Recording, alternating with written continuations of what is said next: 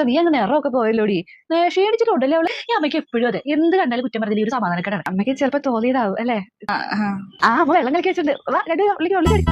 എങ്ങനെയുണ്ടെടി നിന്റെ അമ്മായിയമ്മ? നല്ലതാണോ? നല്ല സ്വഭാവമാണോ? ചേട്ടൻ അമ്മയെ കുറിച്ച് അമ്മയ്ക്ക് അറിയില്ലേ? പാവം പിടിച്ച സ്ത്രീയുടെ അമ്മയെക്കാല സ്വഭാവമാണ്.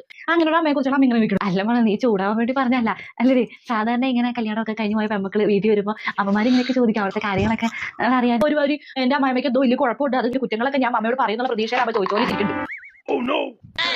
അമ്മയ്ക്ക് തോന്നിയ ചേച്ചിയുടെ സ്വഭാവത്തിൽ നീ വ്യത്യാസം വന്നിട്ടില്ലേ? അല്ല, അവള് ഭർത്താവ്, അമ്മായിമ്മ, അമ്മായിച്ചൻ, മക്കളുടെ കുടുംബം, അത് അവളുടെ കുടുംബമല്ലേ.